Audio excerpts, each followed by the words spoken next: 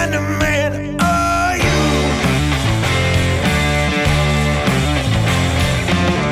Say you're noble, but you're just a goddamn fool.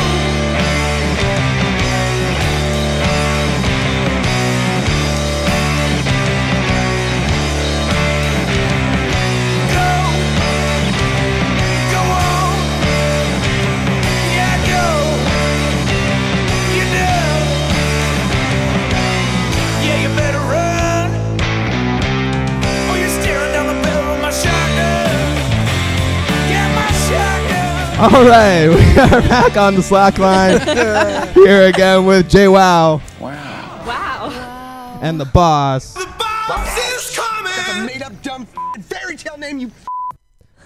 All right, and we are back again here with Morgan Hayley Smith Hello. and Olivia Granson. Hi. And we are here on our 6th episode of the Slackline. The 5th episode is in the internet's ether somewhere. Lost. Disappeared while I was trying to edit it, which is very unfortunate because Joao, you actually took a trip last week to the Texas it was crazy. border. Yeah, I was Yeah. It was in the nuts. border. You're at the border. I was there. Yeah. Morgan was here in the program last week, and I'm glad we have you back. So Oh yeah, glad to be back. but yeah, I couldn't make it, so I just had to phone it. But I was in the border with Texas and Mexico, and it was really weird, man. It was a tough time there. Yeah, it was scary. I mean, your phone got stolen by Bernie, and he gave his 2 cents for a little while, which was as offensive as it usually is. Yeah. And I mean, it was weird that he happened to be there. Man, that guy would never learn, man. And then for a while, you disappeared, and you recovered your phone somehow. Yeah, that's the mystery of radio. You don't have to see everything.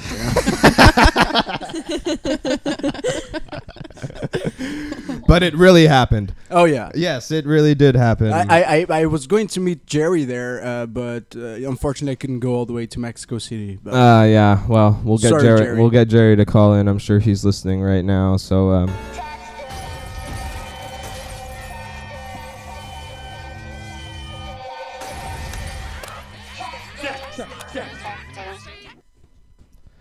That's the mic test. Interrupted again by the mic test.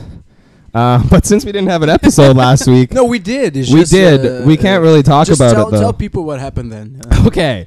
Yeah, well, we talked with Morgan about Blade Runner and about artistic integrity. Mm-hmm. And those things definitely blend together because Blade Runner was freaking awesome. And her review is up on YouTube right now at Morgan Hayley Smith. Yeah, Morgan Hayley Smith channel on YouTube, Screen Spectrum reviews, sketches, other stuff. Yeah, I checked it out Shameless plug. yesterday or the day before. Yeah. I agreed with most of it. We talked about it pretty in depth. Oh, yeah. So. But I think maybe it was a sign because we had some serious spoilers in this episode about Blade Runner. It's true. Oh, Well, they weren't that we brought it serious. on If we covered ourselves. that episode later on, people would have chance to see Blade Runner. That's a good before point. This comes That's a out. well, they weren't that bad of spoilers. No. No. No, they were good, but they were spoiled. Yeah, a little bit. A little Minor bit. spoilers. Yeah, so we talked about that and artistic integrity in all mediums, really, and talked a little bit about my personal acid experiment. Oh, yeah, that. We And didn't talk much about that. we can get into more of that another time, maybe.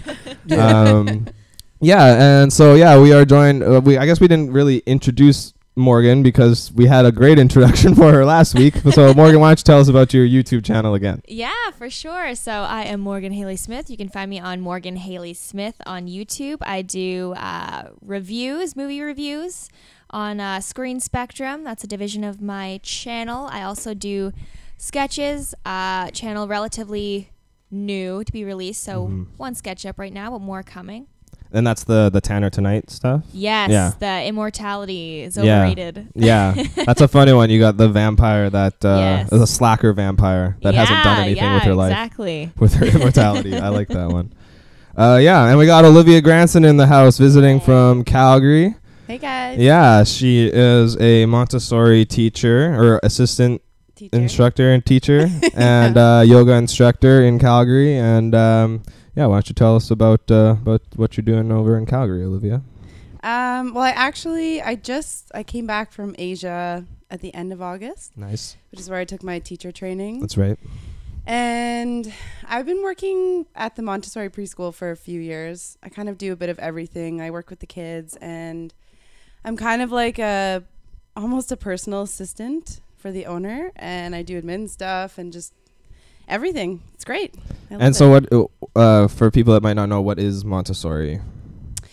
Well, it's actually the theory is called the Montessori Method, and it's an educational system set up by, there's a woman named Maria Montessori, and she is from Italy, and she started this whole system of education just based off her life experiences. So what is it different? How is it different than what we're used to? Well, so in a Montessori classroom, they have all the different subjects, like they have arithmetic and English and all that kind of stuff, but they have different works, like different work activities set up around the classroom, and the kids are free to choose after they've had a lesson on each of the works. They're free to choose whichever work they want to, whatever Cool. they're inclined to try for that day. So nice. yeah, That's really cool. it's awesome. It's they have like the freedom of choosing whatever, and it's really interesting to see like how it works. So it's cool. Yeah, There's that no is cool. desks. There's no desks or anything like that. They have little tables set up around the classroom, but yeah. Cool. Oh, that is interesting. I never thought about that. They don't have like an individual space necessarily. Like, do they have? They must have a space to keep their stuff or whatever. I mean, I'm working with We don't have to get into ages that. 19 months to like 6 years old, so they have their own little folders. Yeah. But I'm sure it might be a little different for the grade school students. Would have been interesting to have your perspective in on our last podcast. Then we were talking a lot about intuition and school systems as well. Yeah. Like how it's like not necessarily catered to creativity. Yeah, or catered necessarily to helping people expose their raw talents, which I think is the idea behind Montessori, is to like have people find what they're good at and excel at that. Yeah, actually, that's one way of looking at it. Yeah, I never really thought about it in that way, actually. Oh, what way do you think about it? I don't know. It's honestly like I have a hard time thinking about it in like the full scope of it. I kind of think about it in little bits. Like, I mean, you and I have always talked, like we've been talking a lot about like redirecting children instead of scolding them. And also another thing with Montessori is to not like, especially in the age group that I'm working with, they try not to bring in any like Disney characters or anything that's like all about imagination, especially in this age group, because they can't really differentiate between imagination and real life. And one of the things that Montessori taught was real life is beautiful and you should be looking at real life things instead of always like floating off into your imagination, which I kind of struggled with at first until I thought about the age group and how they can't really tell the difference. So it's almost confusing for them to always have those like different types of TV shows and books and stuff involved. Interesting. Yeah. Olivia, how does this method, or if it does, resemble to Waldorf method? Waldorf is more based around the arts, actually. Yeah, so Montessori does put focus on the arts, but Waldorf is like almost all about the arts. Yeah. Because it's interesting when you see adults coming out of those methods. Yeah. They are different people, you know. Like I don't know.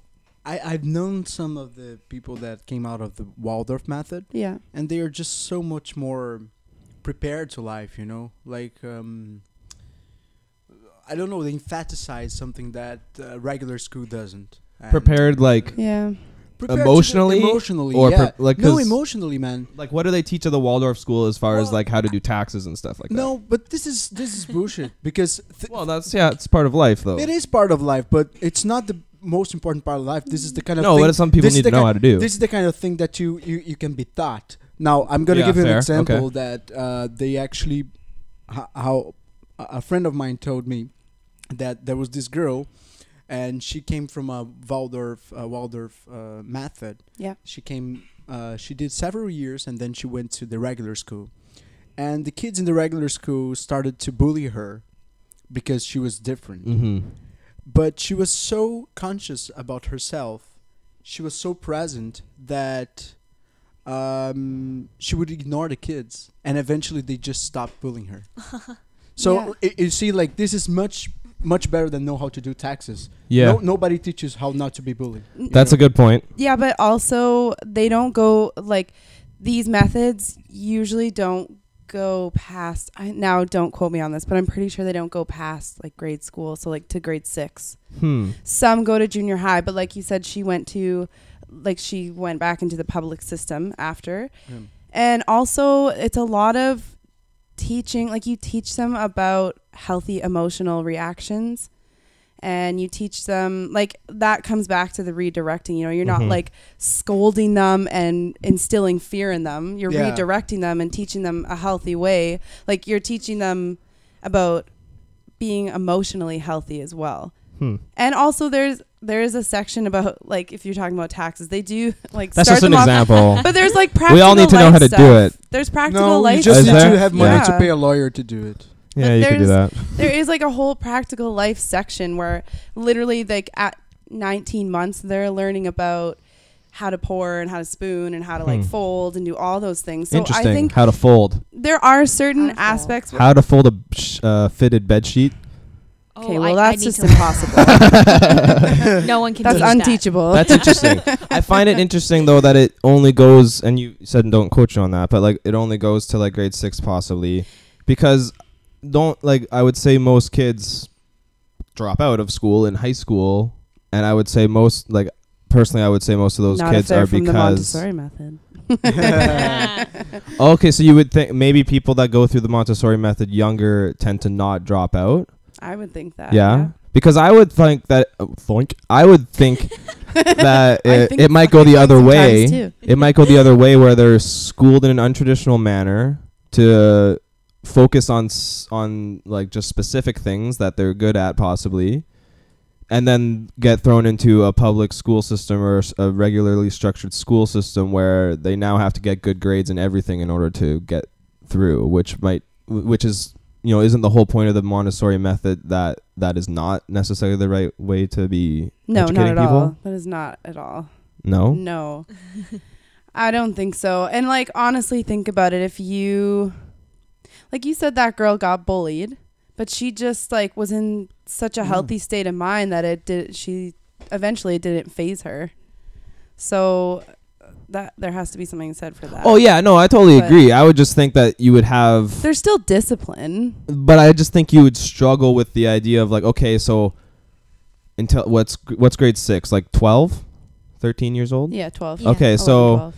until you're 12 years old, you've had this kind of freedom to go around and choose what you like to do in a classroom.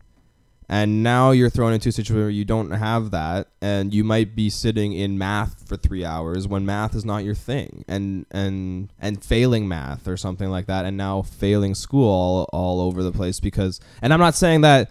I'm arguing that the Montessori, like maybe not the Montessori method specifically, but this type methods. of alternative type of method should be getting pushed through all the way, and not just. There are some. I think my cousin took it. She was in like, it was kind of an alternative method of teaching, but she only took it in high school actually. And I think there's also something to be said for the fact that school is like the transition even from junior high to high school or elementary to junior high school. Like, it's jarring either way. Like I was taught pretty much in the, like, you know, classic public school system, like just your standard way. And it's like, it's jarring either way. I remember being like I was just flabbergasted that there's a word for That's you. That's a good one. Yeah, I like it that is. one. It's a good one. School, you'll learn words like that. But I was so like blown away by the fact that like someone told me in high school, they're like, oh, you know, the only reason we learned this in junior high was so that they could like weed out the people that were gonna go to this math. Yeah. In high school, and I'm just like, what the fuck? Yeah. It's interesting though. Yeah. We didn't even in And it's university. like, why? Yeah, and I never saw that kind of math again It Yeah. was like it was. Well, it's interesting my because friends. we It were was talking weird. about that yesterday while we were walking, and like I went through high school math, pure math, and all that stuff, and it was really like I was never excellent at math, so it was pretty difficult for me. And calculus and stuff was probably pretty tough to wrap my head around too, but it was kind of like it was implied in our school that pure math was like if you were good at math. Or if you were this grade above in math 10 or whatever, then you should go into pure math. Yeah. Which is not necessarily the case. And applied math was looked at as like, well, if you're below 60, Dumb then math. go into applied math. So it was looked at as like, well, if you struggle with math, then applied math is your thing. It's like, Yeah. well, that's not necessarily true because I didn't go through applied math, but I was just informed the other day because I was like talking about taxes and how we didn't learn how to do them really and stuff like that. And Olivia was like, well, that's what applied math is. Like, that's all it is. And I was And like trades and like Yeah. trades stuff. Yeah. I didn't even get applied math. I'm like a very like. It's weird. I'm a logical person, and I know math is technically logical, but I'm like a very big why person. So I can't accept, like, my brain will not accept equations if I don't know why. And every teacher would be like, well, you don't need to understand Yeah. why. Right, but that's advanced. what- And I'm like, I don't get it though. But that's Like, what applied I need math. To know why. That's what So applied math is, right? It's putting math way, in man. context of like I didn't get. you I didn't problems. understand why. Well, I mean, There's an end result Yeah. to like the things in Yeah. apply, but I got that because I was taking a pure math course in university. I failed miserably, obviously, but I was always like, okay, so we do all this stuff, and then like, is there like a picture that I can look at for the Yeah. end, Yeah. or like, is there something that visually can show me Yes. why the hell I'm doing this in the first place? People, Right. She's like, people learn no, it's kind of differently, abstract. I'm like, you're killing me. Like, Yeah. Yeah. I can't. This just I can't deal And- with that No, answer. and it's The really same- hard to the know same thing, why yeah. you're doing. well, I think there's an awful implication of why, like, that this high level math is like looked at as like, well, you are a good student if you can do this high level abstract math, but you're like not necessarily like as good of a student if you write great, English papers, or if you write or great get social 98% papers. in drama class. Exactly, or if you're a great artist or No something ice like cream that. for you on report card. Well, even Well, like those the marks parents- they're not weighted Yeah. the same, right? And Yeah. like when you talk about the idea of, well, like abstract math, not everybody should get abstract math. No. So why, anyways, I'm just ranting about it. JWoww, you had something to say and I No, interrupted it's you. okay. I like even the parents. They if you say, oh, I'm very good at physics education. Oh, what about the math? you know, like Yeah. it's- exactly. You're not going to be a doctor unless you go. Like that's what it always comes down Yeah. to. But I be a understand when you lawyer. say like the applied one. I used to be a very very poor mathematics student. Me too. But I was good at physics, and this physics had Yeah, a lot because of physics is mathematics. applied math. Yeah, and Yes, physics physics makes applied sense. math. You know why And- you're figuring it Yeah. out. It's It's like interesting. applied And to then the you could actual see, world. I could Yeah. actually see where the math was going. And Yeah. like, okay, this if you apply this here, this is gonna happen, and this is gonna happen. Right. And okay, and I was like one of the best students in physics, Right. and one of the worst in mathematics.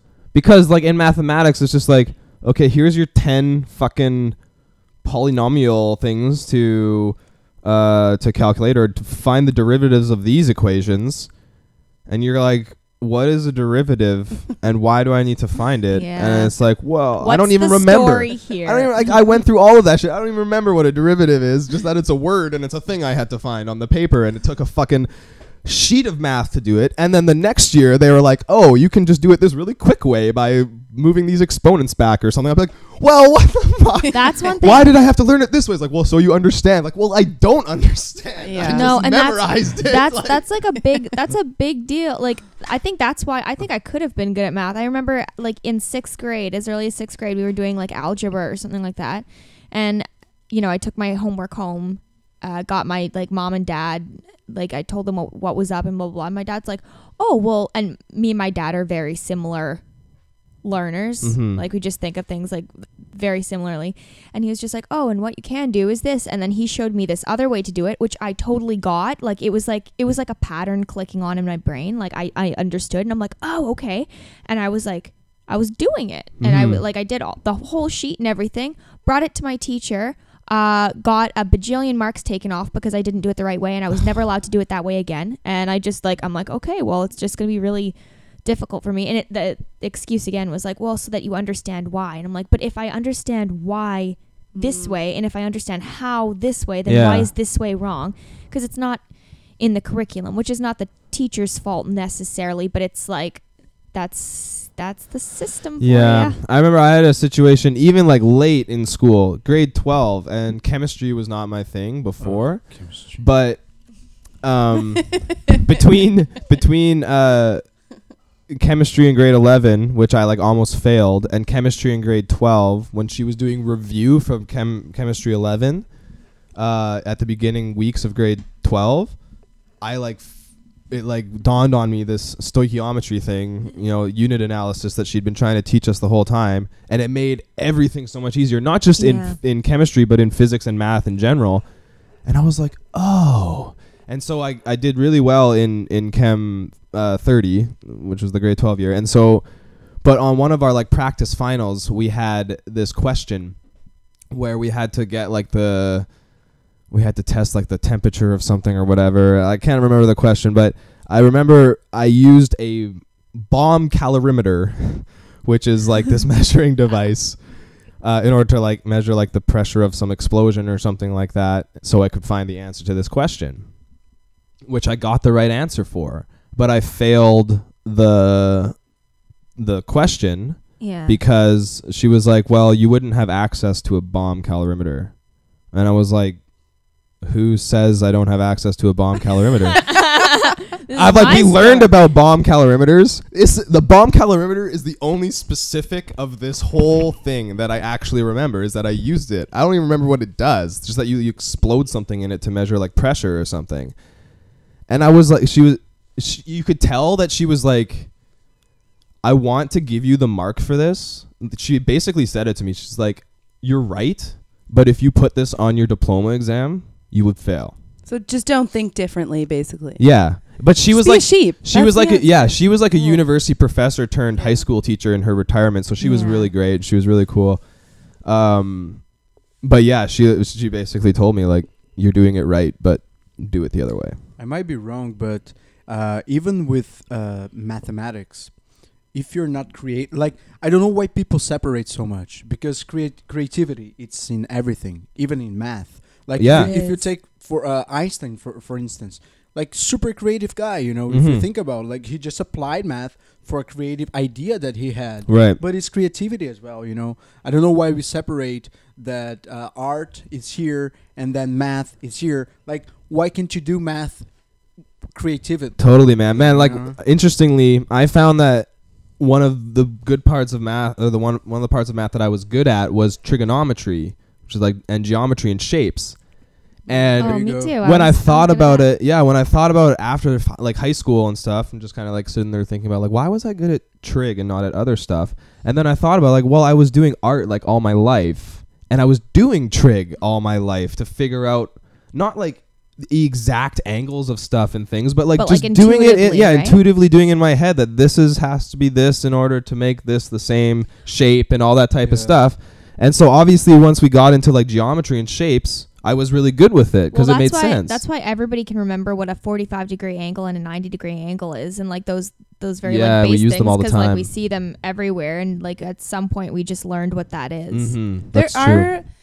I remember at Mount Royal there, my art teacher told me there's a mathematics art course. Oh yeah, that's a really? big and a lot of the great super like cool. masters applied. Because, if you were like a Renaissance man or something, you knew like everything. You knew science, math. Yeah, those people were like all around geniuses. Yeah, but they got into that intuitively. You know what I mean? Yeah. Like most of them like did not went to school to learn all the matters of math and then apply. Most of them was just like art and intuition and and angles and. Yeah, doesn't that say something? Like, we sort of touched on that subject. We won't go down the road that we went on earlier, but like, doesn't that say something about, these people that kind of buck the trends? And actually, we talked about it with artistic integrity last week. Like, people that end up revolutionizing something like art or math or something like that are people that they're not doing specifically it step by didn't step. do They're it that way. That's Found a new intuition. pattern and went, Yeah. oh, this works too. Like, let's explore this further. And maybe it doesn't if you apply it to the rest of it or whatever. But you never know unless you actually like explore those types of things. And I feel like for some reason in like this Renaissance time, there was more openness sort of like people's ideas on how the world should work, because people were open to the idea that we haven't perfected things, like we're still moving, because so much and now it's like so no, much this is is the way being we do it discovered. and this is how it should be done. And we're like, well, But why? this Like happened- we've always been changing This things. happened like previously. If you just staying the topic of art. yeah.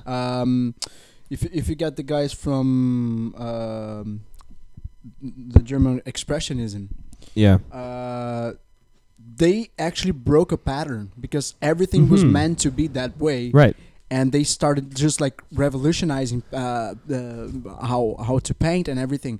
And for a while, that was thought to be like stupid or not the right way to do it. And then actually they were actually genius, Yeah. right? So I just find it really odd that like in kind of all aspects of life, even on like micro scales of like a business or something that has a lower level employee, presenting a new idea to them or something like that, and they just shoot it down right away because it's Kenny the copy guy, and yeah.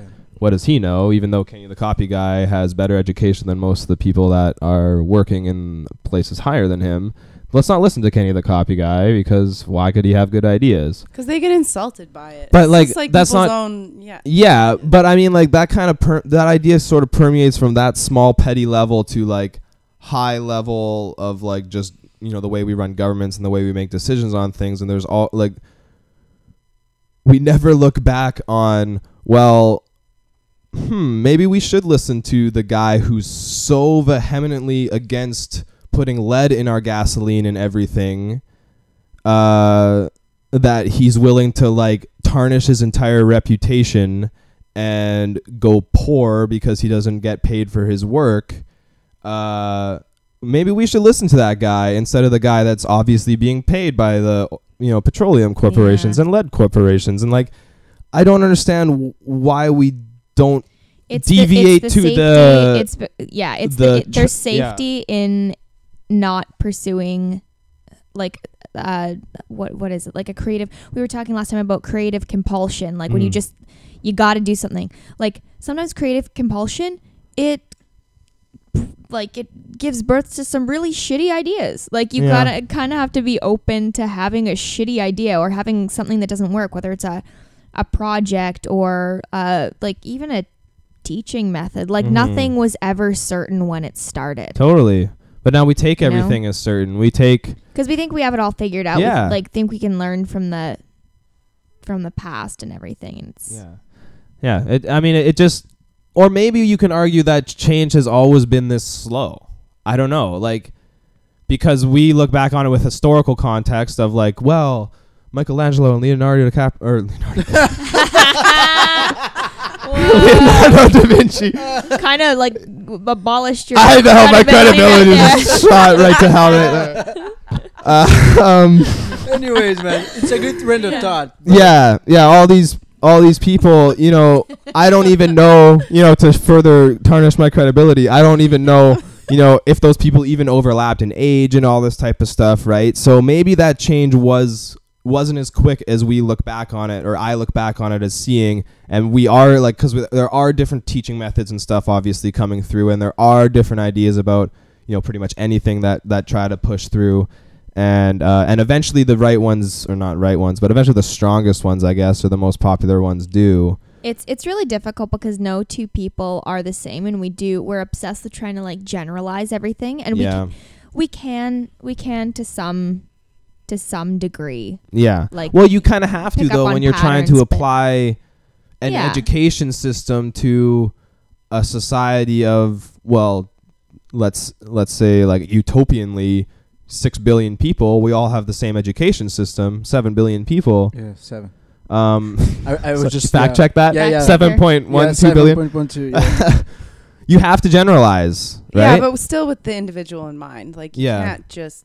Or maybe there's a way Realizing it's now, not the answer. Just as some we wiggle kind of get room. closer, and this is as we kind of get closer to like merging technology and biology and stuff, maybe there is ways that we can get into people's genetics and think and see like, wow, this person is, predisposed to these types of things. Let's steer them in that direction. And it's really funny too, because I'm starting to believe, like, just for the past few years, just pursuing something creatively and kind of meditating on, like why people are the way they are, why creative people are the way they are, and what like draws people to those paths. Whereas instead of like, I'm going to be an accountant or something. I don't know. Do you something. choose that? Yeah, like I don't know. Some I people was do. Choose that? Yeah. Yeah, some people do. That's, Hey, well, that's what I mean. some people are that's their good. jam, man. Some people love doing it's math. true. Like It's that's true. there's nothing. That's There's, my mommy's jam. yeah, there's nothing wrong with That's that. true, yeah. We need people like that. Otherwise, we're lost. Oh, Yeah, totally. exactly. Yeah. Who's gonna pay our bills? Like, we need people like this. But okay, but Take a break, maybe. Matt really Matt, wants Matt a break. wants a break. I do kind of. want it. He's struggling. I need a drink of water. I've been talking a lot. Okay, yeah, not we're gonna take a break DiCaprio. here on the Slack line. We'll let you guys out with some Crooked Spies. We'll be right back.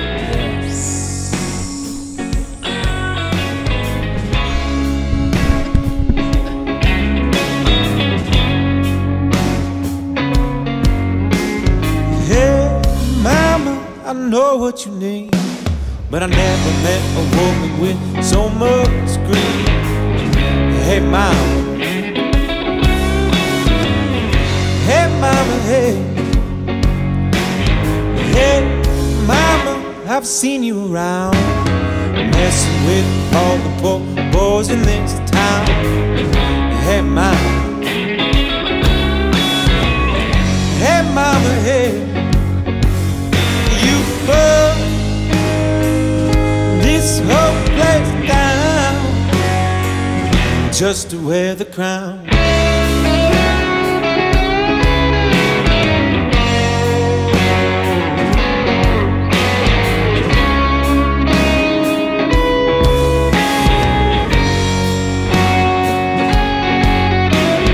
Hey, mama, I know what you need, but I never met a woman with so much cream. Hey, mama. Hey, mama, hey.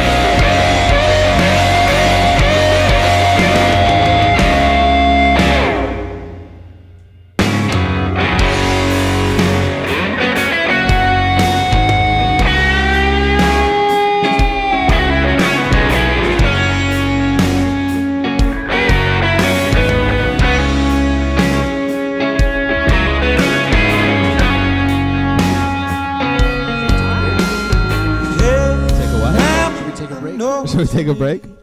All right. We are back on the Slack line once again with JWoww. Wow. And the boss. The boss is coming! Made up dumb fairy tale name, you. And we are back here again with Morgan Hayley Smith and Olivia Granson.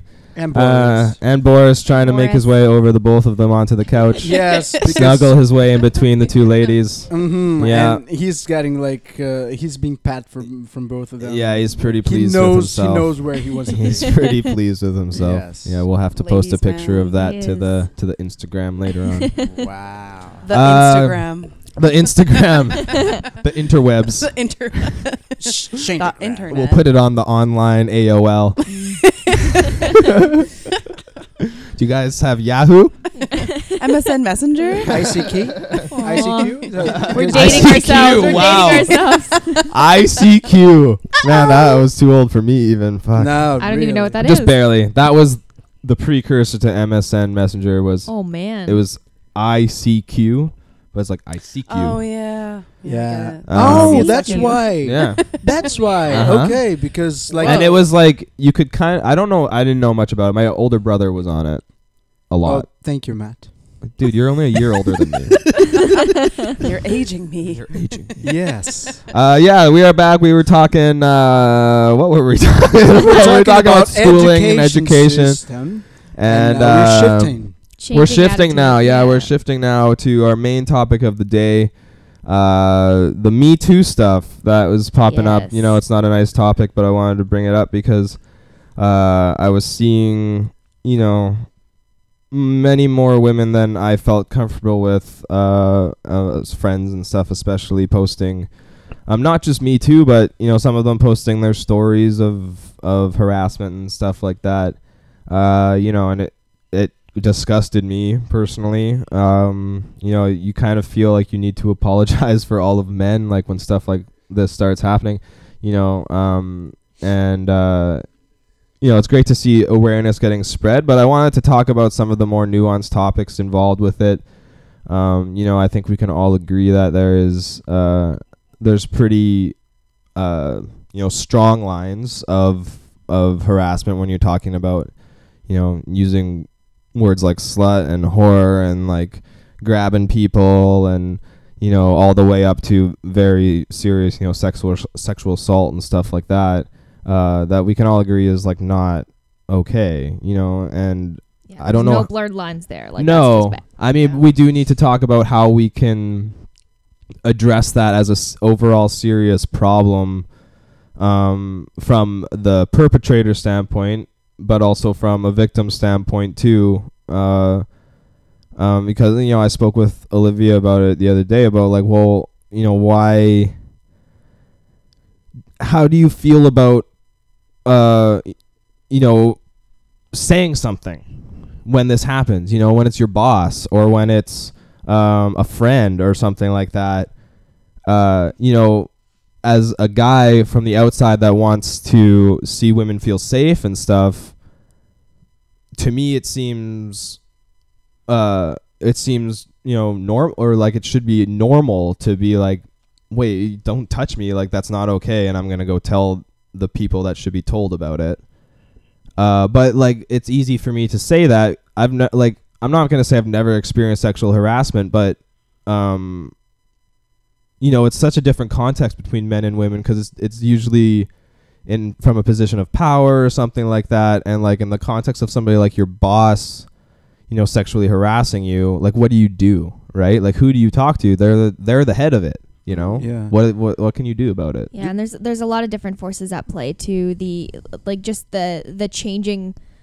We were talking about the changing social climate too, about what's acceptable and what's not, and then what our responses to that are. And you know, it's like when is it okay to just literally turn around and, you know, tell somebody off for doing something wrong, or when you should, you know, maybe give someone the benefit of the doubt and say, okay, maybe I should be educating you instead of, you know, punching you in the face. I think or you can't something. generalize that. Like you really have to take that. Yeah. So each situation individually is so different. Right. Like if you're having a conversation with someone and they're using derogatory slang words, but they're not being aggressive about it and they're not like being physical about it, then I think you can give them the benefit of the doubt and have a conversation. But if it's really aggressive, like getting an ass grab, yeah, like those ass grabbers. Do you both do you guys think that now we're approaching a new era on that? Like we've seen a lot of these things coming out, not only by random normal people, but like recently we had a lot of producers, Hollywood producers, people in the public eye.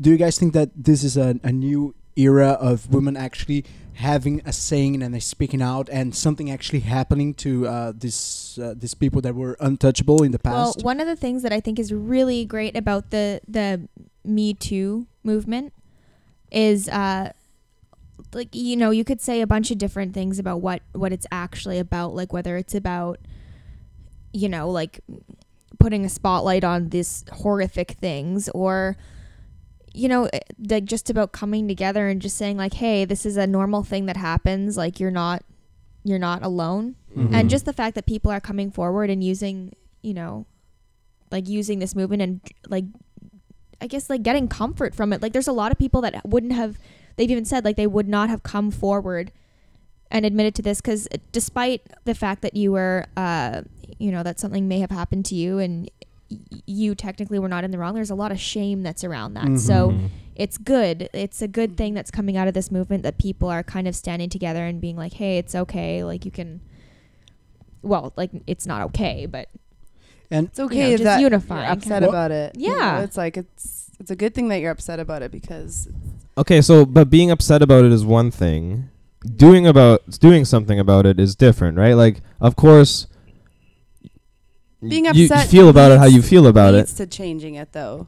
Only if the people that have wronged you understand that they've done something wrong. Not you know? just the people, but maybe the world, people that you're sharing that with. If they hear that, then you know, it's not just, you're not just working on one person. So that's true. Yeah, that movement. That's true. What do you guys think that the like we as men could do? Because I feel like, for instance, I read an article on BBC that Tarantino actually worked with I read that article too. Harvey Weinstein, and Tarantino actually knew what was going on, but he never did anything about it. So like, for me, it's I don't like that attitude. Yeah. You know, like no, I don't either. But there, it's. What do you think? Like, and even Tarantino, he admitted. He said, "I think if I had more, if it was today or something like that, I wouldn't have worked with him." But he knew it, you know. Like, I liked his article. It gave a lot of like. Gave context into like at the time he had a lot riding with, like, Harvey Weinstein's production was like backing a lot of his success. Yeah, but I think what was important from what he said was that he was like, yes, that's why I didn't do anything, but that is not an excuse. And I'm like, if people like look at me differently because of it, like I can't blame them, because I should have said something, and we should all be saying something about it. Sorry, I'm interrupting the women. No, yeah. So what you guys think that our role as men that listen to something like that could be? I think that men need to be not only supportive of women that are going through that, but also of other men who are seeing that and like they think it's wrong, because unfortunately sometimes it takes, like, we were just talking about it before, but in a group of guys, like, if they think something's funny or they don't really want to rock the boat, then they'll just like continue on with this conversation that could be really hurtful, which is another form of enabling. Which, you know, it's, you know, being in your peer group, like that can be a powerful thing, like not wanting to be that guy that, like, I don't want to say like kills the fun, or, you know, but that's a lot of the time that's the way people look at it. Like nobody wants to be that downer that's like, actually guys, that's kind of rapey or something. No, it's like true. That. Like that. But you know, the conversation's changing, so. rapey. Yeah, that's not the term. Unfortunately, that's like what it's come to. But yeah, I think I really think it's a balance of people being able to speak out and also being supported for that, because you have to have them both together. Otherwise, who's going to want to say something? Like, I never wanted to say anything when I had issues with my boss, because I felt like people were just going to say, oh, you're just overreacting, or you're being ridiculous, you're making a big deal out of nothing. It's all in your head. But I knew deep down that I was really uncomfortable. But it was just him and I working. There was no HR. There was no one else around to even witness that. But like, I know that he did that to other girls, but I was so afraid to say anything. Like, I didn't really have that support. And even when I talked to some people and said, I don't really know what to do, they would say, well, honestly, it's just going to be a pain in the ass to go through. Like, I don't even know what it's called, the system that you go through to complain about him. And it made me fearful. Like, he kind of intimidated me. And so I was like, well, what is he going to do if I go through with this and make a complaint? And like, and I think that's a big reason why we're in such an age of outrage culture. And like, don't get me wrong, we should be outraged about things like this, but I think people are discouraged from approaching it from like a more systematic, like, okay, let's open a discussion about this, let's investigate this a little further, because people, like, it's just not easy. Like, it's tedious, it's a pain in the ass, uncomfortable. Whereas when you're outraged, it's so easy to take to Twitter and just like call somebody out, and people do need to be called out, but it's, that's why there's this black and white attitude going about where like, that guy looked at me the wrong way, I'm gonna, unfortunately there's people that do that because it's easier than opening a discussion. And one thing that this Me Too is doing is that it's opening a discussion about that, and people are talking about it and how to approach it a little bit better. Well, what about how do we approach it from like a youth perspective? Because like, I'm hearing what you guys are saying, I'm going, well, then there must be a lack of education to young women, like very young women, about, or not a lack of education necessarily, well, both a lack of education and a lack of proper system to be like, if you are experiencing this is where you can go, and this is how it should be helping you, and you should feel comfortable seeking out help in these situations, because it's not okay for people to be touching you like this and all this type of stuff. Like, Olivia, as a teacher, like, I don't know, like, how much, I mean, you're dealing with really young kids, I guess, so that's pretty out there, but like, how do you feel about approaching that from a, like, we start learning sex ed in like grade 4, I think it was, and I don't remember much talk about, like, we talked about like reproduction and stuff like that, but we never really talked much about like actual like appropriate behavior between girls and boys, and like, or if we were taught that, it was much more of like they dance around the subject, there's no, hey, don't grab this part, and if you're feeling unsafe, if teachers or these people are abusing your body or abusing your personality or whatever, you should feel safe to go to these places. Like, as women, maybe not far removed from that age group of like 12 to 13 or whatever, could you maybe give an insight on something that would have helped you maybe have more comfort going into something like that? I think, I don't know, one of the problems that I dealt with growing up was that like, my parents kind of sheltered me.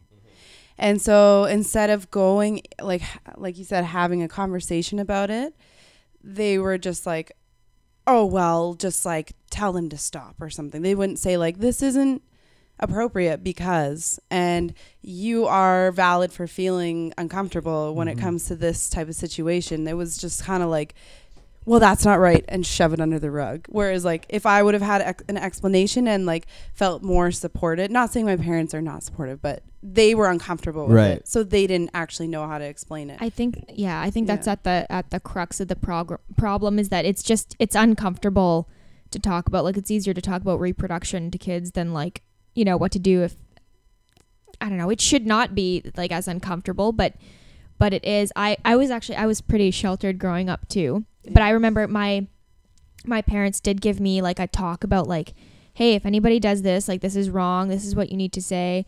But the consistency of that education was weird. Like that's the lessons that I got from my parents. Mm-hmm. And then if I ever dealt with something when I was in school and something was happening and I'd go to a teacher, it would be like, you know, like it'd be like, oh, that's just like they're just being stupid. They're just being boys. Just ignore them.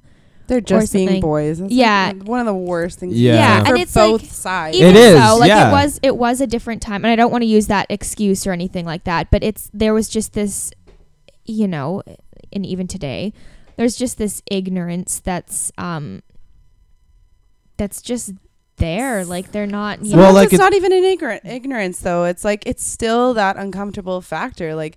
Yeah. I can't even, like, I wouldn't even give most people the excuse of ignorance because it's kind of in your face now. And it's whether or not people are like agreeing or disagreeing, it's all over the place. And you can't be that ignorant to it. If you are, then you live like under a rock. Right. Yeah. No, I totally agree. But like from a perspective of children or like, you know, young teenagers and stuff. Teenagers and children are different though. Teenagers, I feel But that's where this has to be built from, isn't it? I think that it's ideally, obviously, would be nice to build it from the perspective, like going back to really young children, because I mean, it does affect them. Like when you think about what they're watching, like even a lot of Disney stuff. We don't have a lot of control about it anymore. No, and I think by the time they hit like teenagehood, I mean, they're like kind of, you're always like battling with them sometimes because it's embarrassing and like they're uncomfortable with it. So I think it should be, I mean, that's tough because you're not going to explain like if somebody grabs you, but I think that's actually a perfect when you're a little kid, like I think it should be one of the base things that you learn, because we teach kids from a young age some pretty complicated stuff. I mean, you could see that it's maybe a little bit more simplified for kids, but even as something as simple as like don't push people, don't like throw sand in people's eyes, like it should be one of those base things, like don't grab somebody. Like maybe the idea should be coming from, it shouldn't be like a gendered thing at all, just like just like a straight up maybe there needs to be more of a steady course throughout education that is less than like the DARE program coming by once a year or whatever. Oh my God, or I don't even know which programs represent like young abused women, or like the YWCA or something like that coming by once a year to have like a school-wide seminar that everybody sits in a gym and nobody pays attention to. Like, shouldn't there be like a weekly health class or something like that, like all the way through, that is not just health but talking about just life and how to socialize with each other? I think it should even just be like, maybe not even, I don't know, there's something to be said for specialized programs that come through. Like my health education in general was not good and helpful. It taught me not to eat sugary things and what a condom was. Like, that was the extent of my, how to put it on a banana. I didn't even get the banana. Or how to put in sugary things. The other class. Oh, Jesus. Fat is bad. Yeah. Oh, do you guys think that is a generation? Like, my feeling about it is that it's a generation thing. You know, it's such different trend of thought between my parents' generation and our generation, where now we can actually talk about those things, which in my parents' generation, like, and it's just that's based on, you know, on the events years of their time too. Like, but I think that now we can talk so much more about everything than it was before, and it's just like 20 years different. Yeah, I feel that the changes are coming, and they're coming so fast that we have to educate ourselves. And pretty fast, because so that we can properly educate our impending children, which will be not far along. You have a right? responsibility as just like a person going around in this society to re-educate yourself. Like when people say that it's like, oh, it was a different, it was a different time when I grew up. It's like, you know what? All right, fair enough. Like maybe you were raised differently, but you gotta adapt, because if you can't use that excuse at work for not being able to do your job, then you shouldn't be able to use it as an excuse for like not being able to associate properly with people. Like if your boss came up to you and said, "Hey, so you're not running this program, right? This is how we run it," and you went, "Well, that's how I've always done it." There are people who do I know, but yeah, if you're, there are, but that's true. We talked about that, I guess, just a second ago. You're wrong. But if you said that to your boss, you'd be fucking fired. Exactly. Yeah. I've seen it happen, and they haven't Yeah. been fired. So I'm not gonna lie, but it shouldn't happen, but it does. I guess like there was a pattern where we as men we were educated that worked, not really worked, but I feel that Instilled. Yeah, for 60 years that was the thing, you know, the man like that, the woman like that, the man like, and something like now we broke to that pattern, and we have women in more in a situation where you guys have more power over in the structures, right, in the companies, and like I mean, that's like been a long time coming. There's been how many waves of feminism? So it's true, but that inevitably it'll happen. that's a new eventually. wave now, right? Do you think like There is a today new there's a wave. new wave? But it's not like, oh, it's just happening so fast right now, because feminists have been trying for a long time to get this. It can feel like everything's happening really fast, I think, just because of how quickly we absorb information and how quickly, you know, things get shared, and like it's easy to feel But kind that of overwhelmed with all of that, but that something like that is very much in its infancy, like the transfer of information, like of the internet, and how long we've been using that is like less than a decade, really. Like en masse, like Facebook was just like a thing, like what, 2006, 2005, like that's not that long ago. So anyways, like, and how we've been using it, especially over the last few years with like transferring of political ideas and stuff like that. Yes, it obviously quickens the pace and we see these things and might change our perception for how fast they're moving, but I would argue definitely also changes how fast those things are actually moving. Mm-hmm. And I would say on kind of Joel's point, like, you now, I think, as women have more allies on the side of men than ever before, as far as men who would be are willing to be educating each other on how this should be working, and that makes total sense to me, because you know, the more we hear about this stuff, the more I think, like, you know, decent people and just men in general are going to be asking themselves the question, like, oh, like, did I ever do that? Did I ever say that? Did I ever? Yeah. And that's like I've good. totally like, been thinking about that. Yeah, me too. And I would hate, like, you know, I would hate for like the goal to be like, oh, feel guilty, shame. like, yay, Yeah, the no, I don't men think that's feel the idea. guilty. No, but it's just like open up that Think in your mind. Just be aware. Just be aware of it. Like, that's a good, because it's you a see, good thing. I'm not gonna lie here. Not anymore, but when I was a teenager, I did a lot of things that I do regret towards women. Not like, but like things that are considered today like harassment. You know, like rolling down the window and say, "Oh, you're pretty," like, or something like that. Was it it was congenial? Was it? No, You're so pretty. Hey, you're pretty lady. I bet you're so intelligent. You have a pretty hair. You have a great personality. But yeah.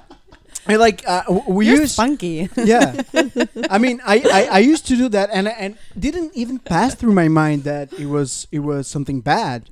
It was just like something. Oh, we're having fun, and like today, I would never do that anymore. And like, you know, like I start thinking about when I was a teenager from now, and like, but isn't the bigger how society and if you are open to evolve. How can you change your mindset, you know? But you have to be open to that. But isn't the bigger there was a friend of mine was just talking to me. He was in Montreal, and there was like this stupid Brazilian guy that he actually was in the bar with him, and he was like saying horrific things about women, and my friend was like, "What the hell are you talking about?" And then they went into the street, and this guy, a woman passed by, And of course, he said in Portuguese like nasty things to the girl because she wouldn't know. But she came to him and she said in English, "I know you're being nasty to me."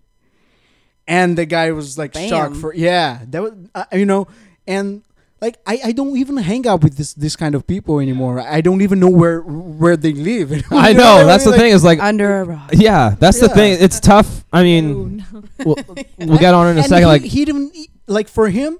It didn't even pass through his mind that he was being inappropriate. Yeah, or whatever. but like he was so nasty. So who is he around all the time? Right. That's like basically enabling him to act that way. Right, and that's my question. Like to you, Joel. And that's my question to you, Joel. Yeah, that was the proper pronunciation. Thank you. Couldn't you argue that that's just you getting older and more mature? And No. the more important thing is like, are there 20-year-olds still that think that that's okay? Are there 16-year-olds still that think it's okay to slap a girl on the ass in the hallways or whatever? But I Like, think that lasts and lasts. Everywhere. I don't know. And you know what's really funny is No? I think of this in the same way as like, yeah, it still happens, but it has to do with the attitude, like the cultural climate just changing. It's even like if you like I'll use the word, but like the word faggot. Mm-hmm. If you watch movies from like early 2000s or something, like you'd have your like nice guy nerdy main character, like that was just a word that was dropped, and like you know, you can tell from like watching stuff nowadays and going back to, you know, any media like magazines, movies, whatever media we consumed back then, and seeing, you know, words like that come up or certain headlines, you can already see the times changing. True. And nowadays, if you heard somebody, if I heard somebody calling someone else a faggot or just like dropping that word casually, like it's changed a little bit. Like I automatically see that person as like, I don't know where you've been for the past like 15 years, but that's not a thing anymore. Like that's a good point. Yeah. I actually never thought about it that way. But you know what? I would say that we've made a lot of progress on fronts like that. But as a man that has a lot of male friends and has spent a lot of my life in like machismo sport dressing room situations, those words are leaving our lexicon, the faggot and other derogatory terms for like groups of people, and things like slut and whore are leaving as well, but not as fast. And there's less of a culture in that setting of like all men getting together and like, you know, talking about the girls and stuff like that, which I'm sure women do in other contexts as well. But like, and I kind of want to get into a little bit of that, but like when I don't know about JWoww's experience here, when I'm in that scenario and people are talking about the girls they've banged or whatever, and everybody's laughing about it and stuff, you wonder where the line is about what somebody can say, and if there even is a line in this scenario. And technically maybe there shouldn't be, because we're just having a private conversation with guys, but in the context of this Me Too stuff, and we're seeing, you know, how so we like have when to do you start step in? But we is have that to start enabling then exactly still? we have to start speaking up about it. But at what point is that, you know, where is the line of like, whoa, that's not a joke anymore, man, like my girlfriend experienced some sexual harassment, and like we can't talk about that. I think it, like, in a lot of ways it's just knowing I guess just your peers enough and the people that you're around enough to know when it's you know, actually going beyond, and when somebody actually feels that way towards women. And I feel like I have to say that because I'd be like any woman who says that we don't talk the same way, especially in today's changing climate with, like, you know, women feeling more empowered and more like sexually free. Like, people who say that women don't talk that same way about men sometimes are like, you're dreaming. Lie. Like we get together with our girlfriends and we're like talking about like, oh, this like loser we dated once and da da da da. But what about objectifying men?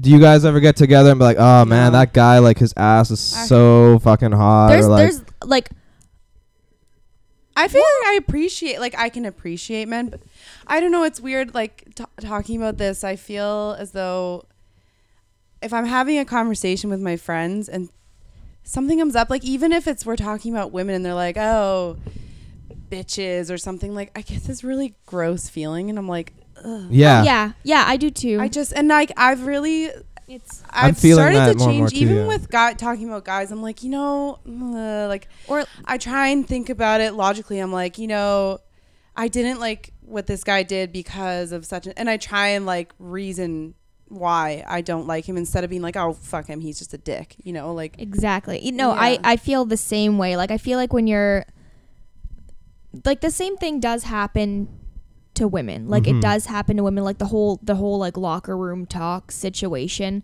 Like I feel like we have a similar thing where it's like you get in with a bunch of girls and you start getting gossipy or catty, and someone's talking about like, oh, but like, how big was his dick? Da, da, da, da, da. Like, like it happens, but it's like I feel the same way. Like I'm starting to get like, I mean, I never really like went in for that, like, sort of thing, but it's getting like ickier and ickier to be around that kind of attitude, especially when like things like this Me Too thing are happening. It's like, how can...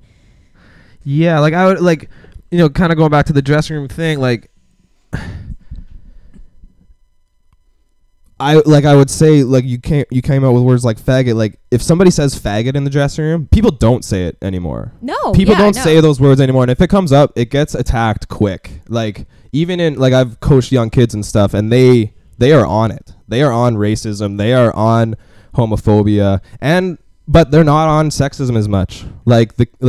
And we try to perpetuate it as, like, when I was coaching kids and, they're 13, 14, and we're sitting in the dressing room with them, and they're talking about, like, this chick that this guy's trying to hook up with and stuff like that, and like stuff that they don't even know because they're 13 and 14, and they're like trying to act all big, and me and my buddy would try to temper it by, like, cutting them down a little bit and be like, you guys don't even know what you're talking about. Like, you shouldn't be talking about women like that. Like, so why, JWoww, maybe you can, this is a better question for you.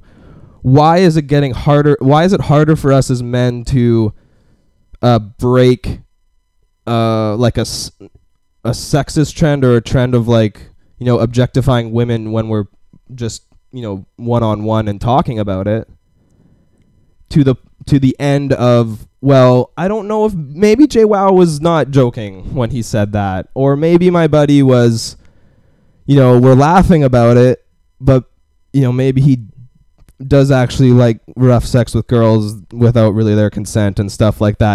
I've never had that type of conversation with a buddy, but like, it's just, I don't know. It's hard to know where to step in. I think once the joke is not funny anymore, it's not. But funny that's a anymore. line. That's different line for different people. Like for instance, there were jokes in the past that I thought they were funny about. Like using the similar word to faggot in Portuguese, like, and we would like joke around that, and that's just not funny anymore. Yeah. Like, you met people that been through rough situations. I mean, there are people that are coming and talking about their experiences, and I think when women talk about their experiences with the harassment, people that don't know that what they're doing, like, oh, is that a harassment? Is that a good or a bad talk?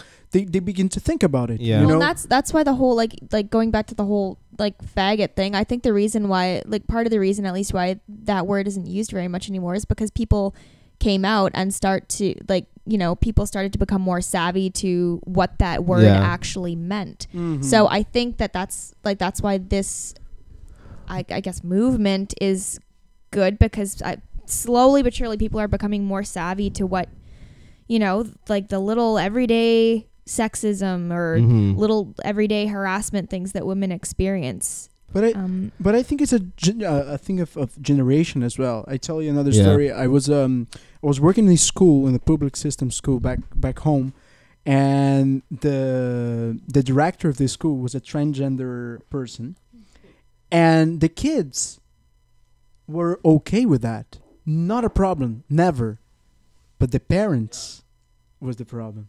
The parents were the one having issues because the guy was transgender, because the guy was the director and he was not the kids. The kids love the person, you know. Because they don't care. Well, They don't care what I he mean, is. kids and teenagers. When I say kids, I say I meant teenagers. because humans are creatures of habit. So the parents, obviously, it would be a generational, like that's definitely part of the problem, but they have been exposed to so much of, oh, well, this is good and this is bad and this is weird and you just shouldn't even do this. Whereas think about now, like how much exposure we have to being more open-minded and learning about, you know, like how this makes someone feel, like, and kind of breaking those stigmas. Like it's just, And there's always going to totally be there's always going to be shitty kids.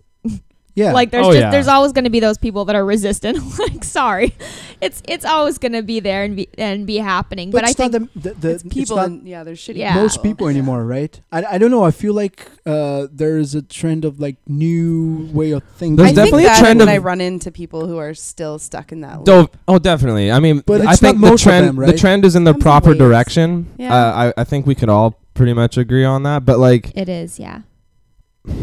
you know, like we're kind of talking about, I mean, we've got onto superficial things. Let's talk about maybe like the more serious things. Like something I've heard come up from women specifically during all this Me Too stuff is like, it's putting all of these things, sexual harassment from, you know, a cat call on the street and lumped in with sexual assault, and that's like pretty serious sexual harassment stuff all the way up to like rape. And everybody's saying Me Too on this, that I've experienced Me Too, and like it's eye-opening, obviously. But when we get to the end of the cat call or something, does it maybe cheapen the more serious experiences? No, Absolutely not. Okay. No, No, that's like comparing problems and being like, oh, I'm like having a really shitty time or a really rough time in life, and then comparing it to somebody who's like homeless or has cancer or something. That's totally like you're still valid for it, but obviously you just have to, it's individual, right? But still, people are going to think that. Yeah. Like there's still going to be people that think that it's cheapening to say Me Too, or think that it's implying that, you know, something happened to you that was much worse than what actually happened or whatever. But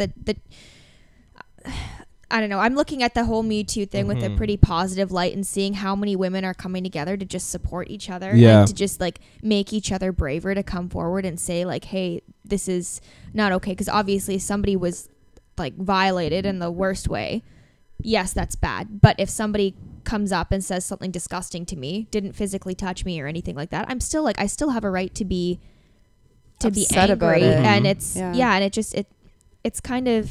And if you say, oh, well, it's cheapening it, well, then you're going backwards. Because then those people who've gone through that are still going to feel ridiculous, or like it's all in their head, and then it's confusing to them. I had an experience yesterday at work, and I won't name any names, but I work in a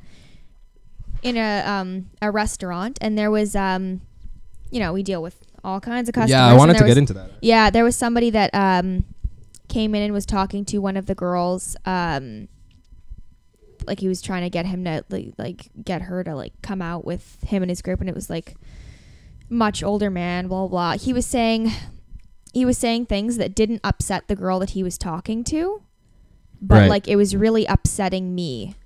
Okay. Like it was, he was just like, oh, are you open-minded? Are you open-minded in a girl kissing way? Are you open-minded? Like just inappropriate. And like he was being vague about it, but it didn't take much to see that he was being gross. And he thought he was being like funny and charming and blah, blah, blah. And, you know, I asked this girl about it, and I'm like, hey, if anybody like talks to you about that again, like come to me, or like just like, you know, you can pass off your duties. Like if you wanted to like go to the back and do something else for a bit and like let me deal with this customer, like that's totally fine. She's like, oh no, like I can handle it. Like I didn't think he didn't do anything. He's weird and creepy.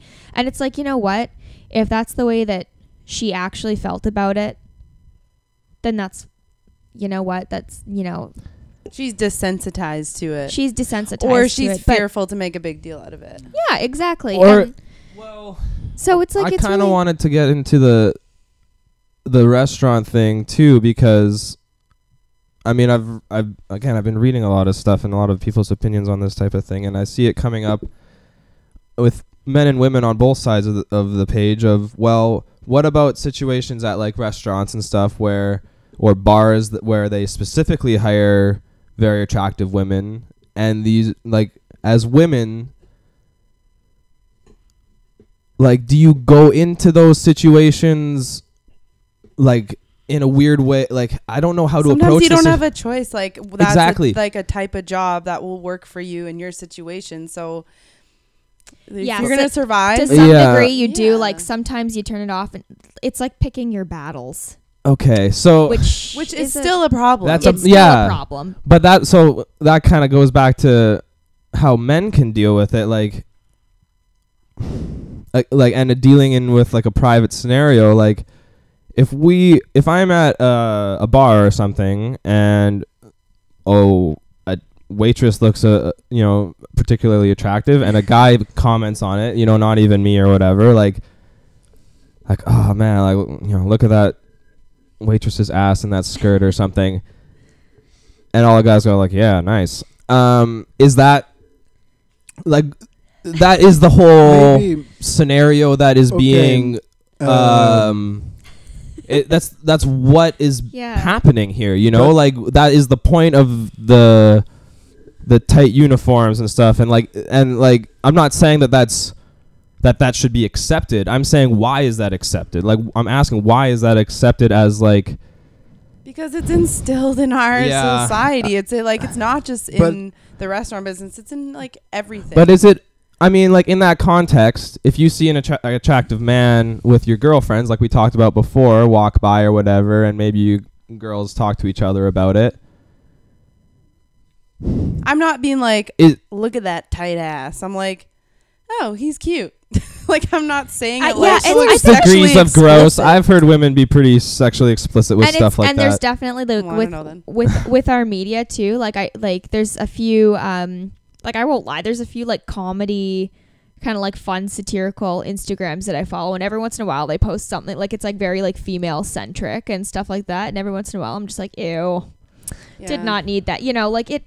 Well, I'm just curious, like, If do you know what I mean? Like, okay, maybe go into further detail because Further Like- detail? like- I don't want to like call anything out, but it's like there's like funny Tinder stories or something yeah. like that, or like Yeah. weird like memes that are like I saw this one Game of Thrones one. This is just an example. yeah. It's kind of along the same, but Go. like it was a comedy, like kind of female centric Instagram thing, and the whole comedy of the Instagram is that it's run by this girl that's like kind of like I don't want to say Just, trashy. Okay. Like it's just like a fun. Do you know what I mean? Sorry. Just I say don't it. know I what got you you. were This is the doing. slack line. There is I'm no trying. line. Okay. Yeah. But that's like kind of her shtick, her like comedy. And she posted this Game of Thrones Instagram that was like, it was a picture of Daenerys looking at Jon Snow like with kind of this like coy smile, and it said like, when winter is coming but all you can think about is 8 inches of snow, or something like something cheeky like that. Like See, that's I think everywhere. hilarious. Well, that's everywhere. I'm sorry. So is that an inappropriate joke? it's Because kind I of think like- that's really funny. if it makes me go like, ugh, like I was kind of like one of those things that we were talking about. Like if you hear yeah. something like that, you're just like, ugh. and it depends. I thought it was kind of funny.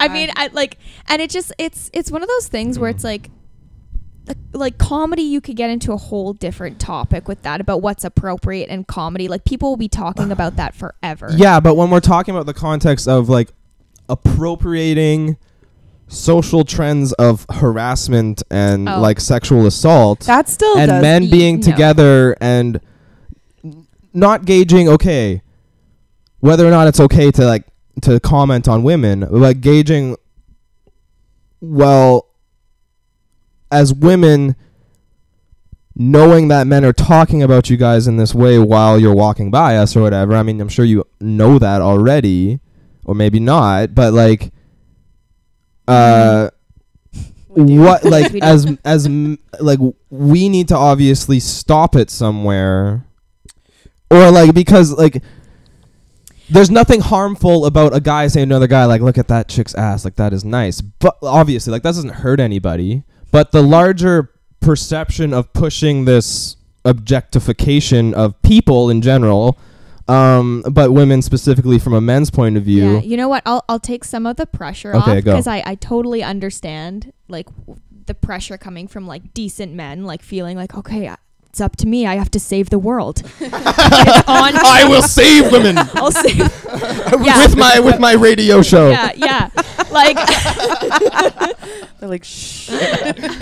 All right. I'll take a bit of pressure off there. Like, I think a lot of the progress that we can make is just in the attitude that's changing. Like, obviously you have a responsibility as just a decent person. Like, if somebody's being gross and you think that they're being gross, maybe like just say that's gross. Say you're being gross. Like, nothing harmful in that, but you don't have like. Yeah, it's really hard to say, because that's a tough one. Yeah, because when the attitudes change, it's I keep going back to the whole faggot thing, but it's like I can't pinpoint a actual point in time when that just was like, okay, and today faggot is acceptable, and under this clause now it is unacceptable. I can't remember a day when that happened, when it just became unacceptable, but because of the social climate that happened, it just changed. And it almost seemed to happen overnight, though. Like, at some point it was just like, wait, well, there were a couple of films that brought some light to it, and they were like pretty brutal. So, but as a kid, like, we use that term regularly to yeah, describe no, like what I'm 13, saying, 14 playing hockey and stuff. Yeah, it was like, don't be a fag, and like, yeah, like it was tossed around like nothing. It was like any other just and swear then word, and then it became, say probably like in that span of like when I was 13 to when I was like 17, which would have been wow, math is coming back. Which would have been 2004 to 2002 to 2006. Yeah.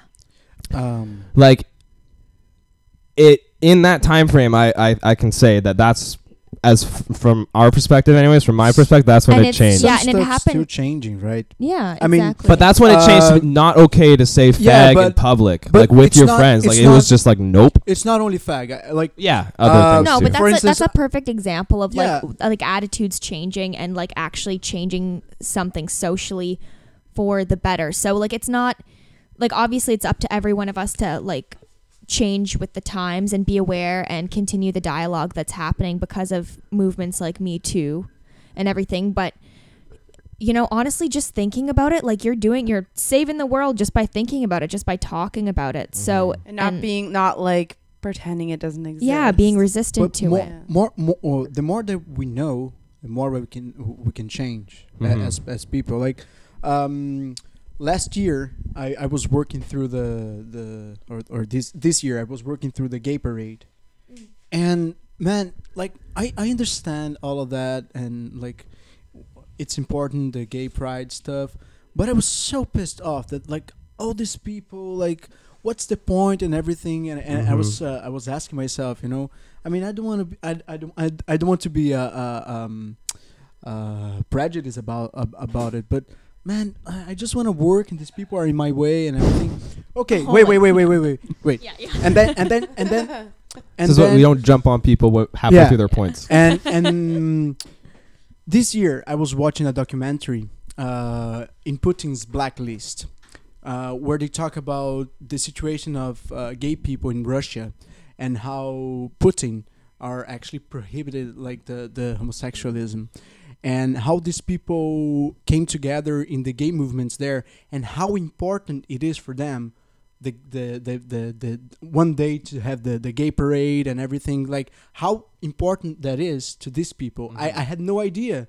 Now they show me in this film how these people actually, a lot of gay people come to Canada and they seek asylum from Russia, because they cannot be gay there. They're gonna be and the government will reinforce the idea of people just hitting gay people in the streets. Yeah. And now I think about the gay parade and the day that I was mad, and I think it's so silly of me thinking that way, because of course I'm not being affected by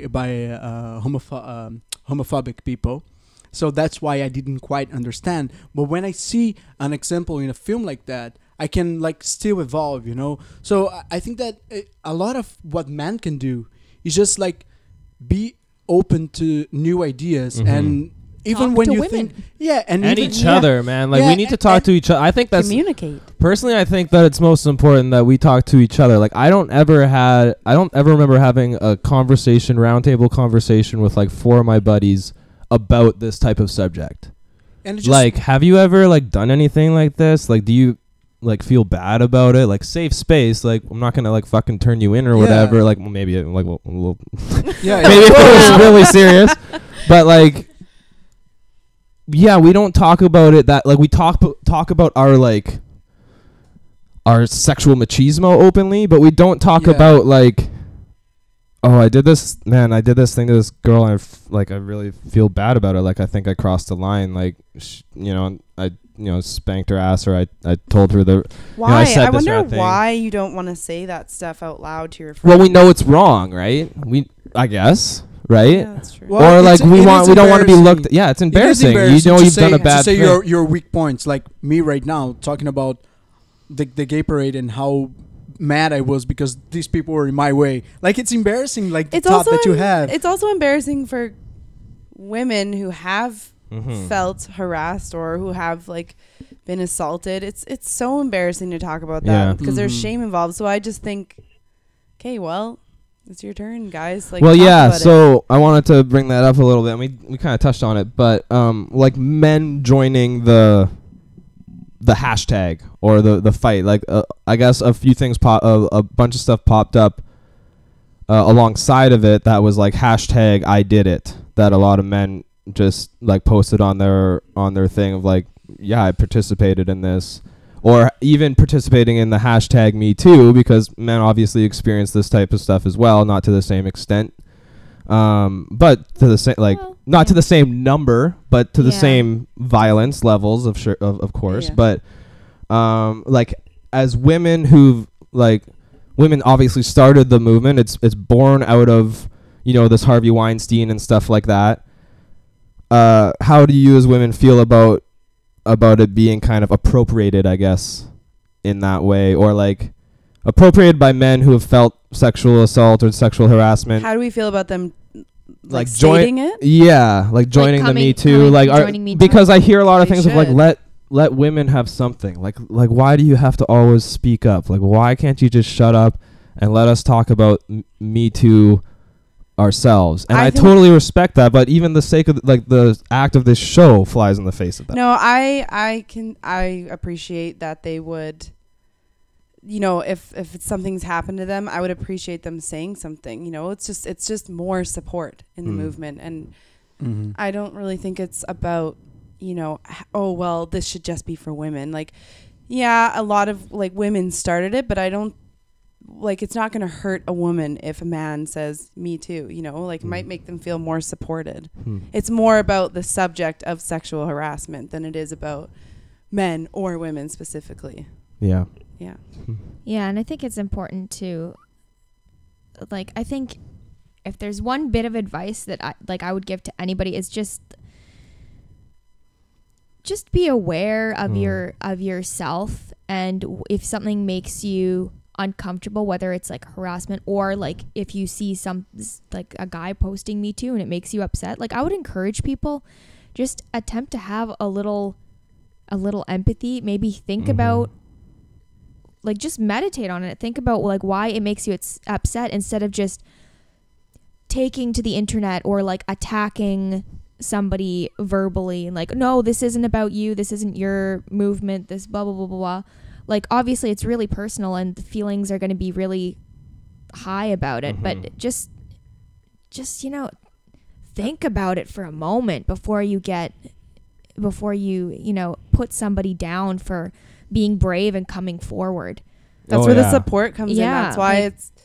And there's always going to be people that are. Yeah, there's always going to be people that are, you know, upset or that belittle. Like there's people that are that belittle the Me Too movement in the first place. I'm sure. So, you know, they will always exist. Yeah, they'll always exist. Like, just Megan, going back to the restaurant thing, do you think that, for instance, a thing that could have happened is that if the manager of the restaurant, or if it is a guy or a girl, just like have all the waitresses together and have like, guys, if this and happen, come talk to me.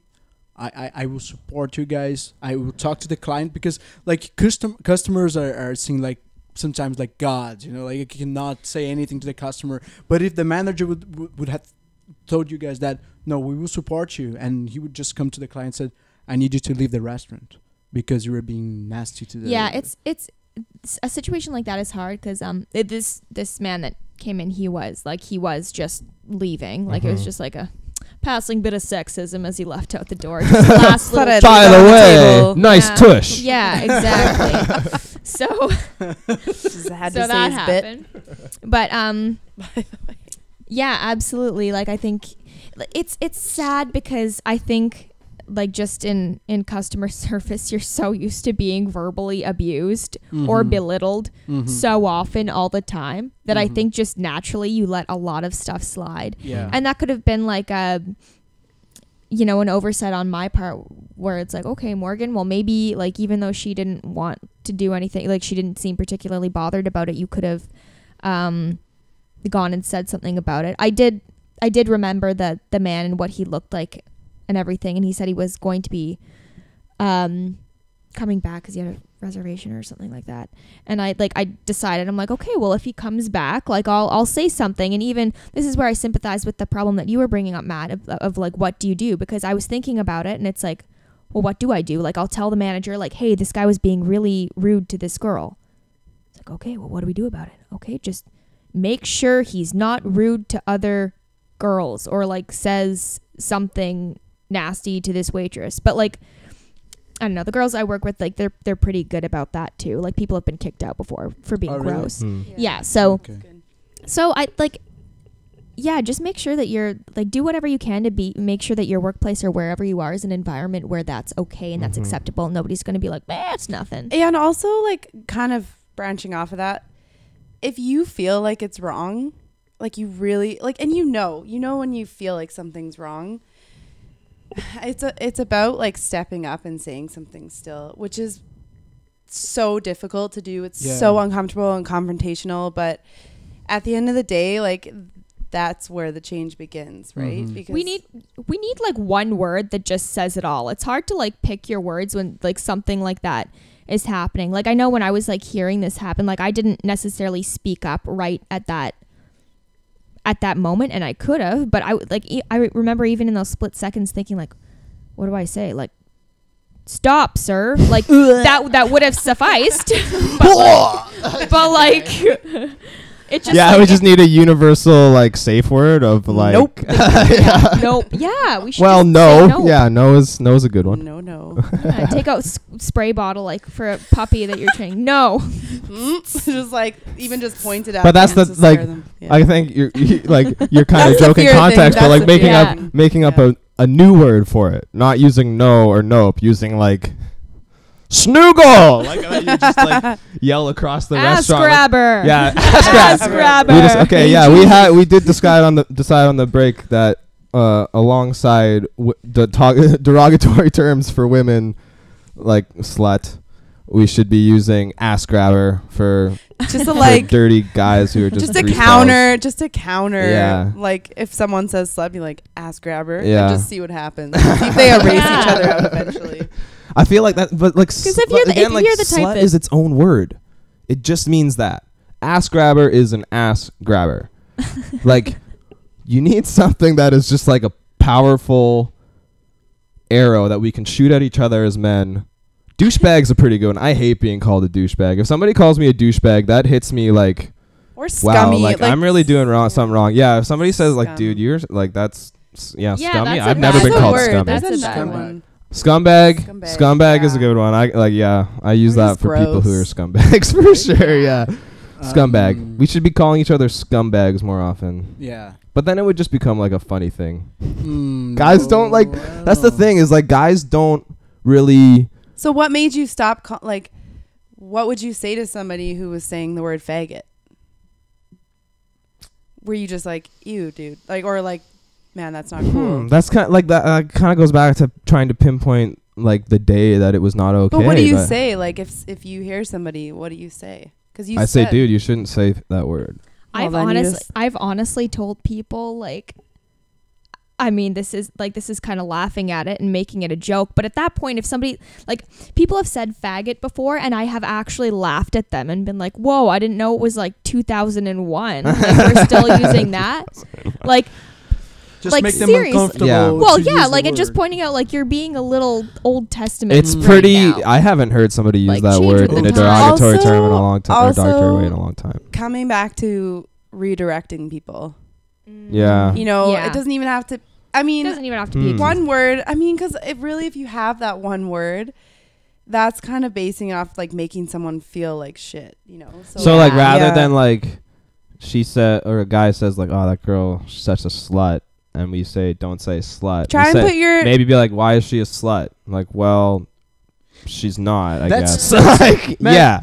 the thing of asking, it's good. Like if someone comes to you with she's a slut, and like just asking back, okay, but what is a slut? Like I've literally had What's a a guy call slut? me a slut for being the opposite of a slut. So like really, Yeah. it's That lost seems to on be me. the most I'm often sorry, times I but hear what- slut being used. Yeah, he was mad that I didn't want to sleep with him, so he just called me. He yelled Jesus, slut at me. That's so terrible. Anytime Wow. I hear, Yeah, I Oh was my Doesn't make god, any I'm sense. so sorry. I'm just confused now. Actually, honestly, almost anytime I hear a story of a woman like rejecting a guy that gets like really mad about it, he almost always uses the term slut, Or and it bitch. blows my mind. Yeah. Well, bitch too. Yeah. But Oh, no, like she's I just hear a bitch. slut a Oh, lot why? for the girl that won't sleep with the No, guy. I'm not a dog. And I was Well, like, it just what? says, You are a it says dog. something for the mental capacity of that person. It's true. Where it's just like that's literally It's what you true. got in your vocabulary, in your mental toolbox. But the thing of asking people, okay, so you said that she's a slut, but what is a slut for you?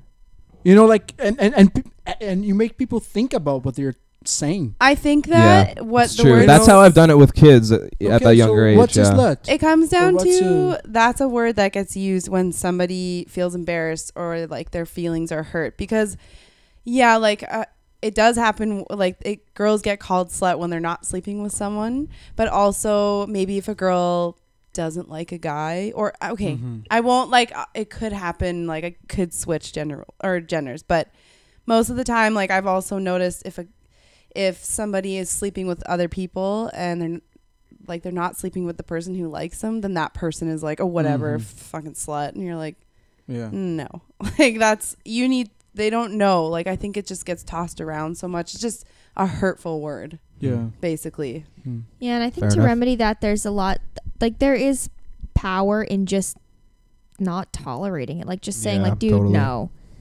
Like that to me would hurt. Like I know I like to think that I'm pretty careful and considerate of what I, say around people just because for me, if I realize that I've hurt somebody's feelings or I've offended them, like that to me is just like, oh, like it ruins my fucking day. Yeah. And I know Totally. there's people that just let that roll off their back, but even I'll meet you halfway here, JWoww. I was I was like 12 at summer camp and I was around a bunch of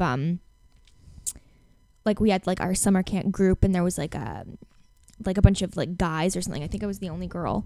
And one of our our camp counselor, we were walking somewhere and these guys were using the word faggot or whatever, and they said something like oh, if you like dudes, you're like there's something wrong with you or something like that.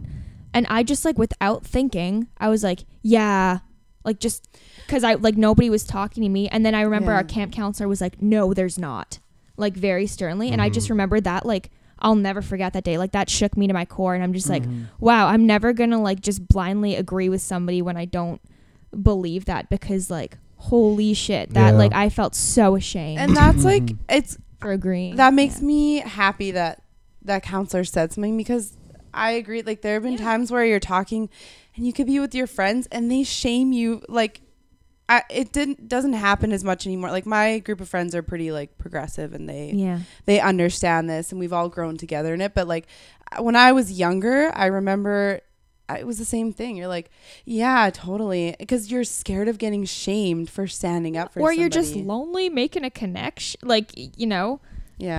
Yeah, like you want friends or something like that. And you're like nervous. Like, So there's a whole bunch of nervous. factors that come into play. So like something as simple as just saying no, or saying like, nope, that's not true, or you see, shame is a blessing sometimes. Yeah, it is. Because I it's think a feeling that it's a feeling that you cannot deny that you're feeling that, even to yourself. You know, like you said it, like you felt ashamed when and you're never gonna forget that. I felt ashamed to myself, and I didn't say that the gay parade story to no one, but even when I'm saying it, like when I was watching the film, I was like, oh dude, I'm such an idiot. And nobody's a saint. Nobody's a saint. Like we all make mistakes. So we should be like open to just like adjusting and righting those mistakes, and like it's okay to feel that shame and change your ways a bit. Another thing too, another emotion that's good to feel, like kind of branching off of the shame topic, is feeling angry. Like one thing actually that I learned in my training was there's two types of anger. There's like constricted anger and there's expansive anger. And I think when you hit that expansive anger, you're just like, you actually feel more open and you can tell the difference. So like if you feel contracted anger, your muscles literally will contract and you'll kind of like almost curl up into a ball. But if you're expansive and you're like standing up straight and you're ready to say how you're feeling, or you know, tell somebody that what they're saying is wrong, then you should go with that. And that's an important thing to notice, the difference between those two. I think those feelings are ultimately they are a blessing, and we should use all of this in our favor.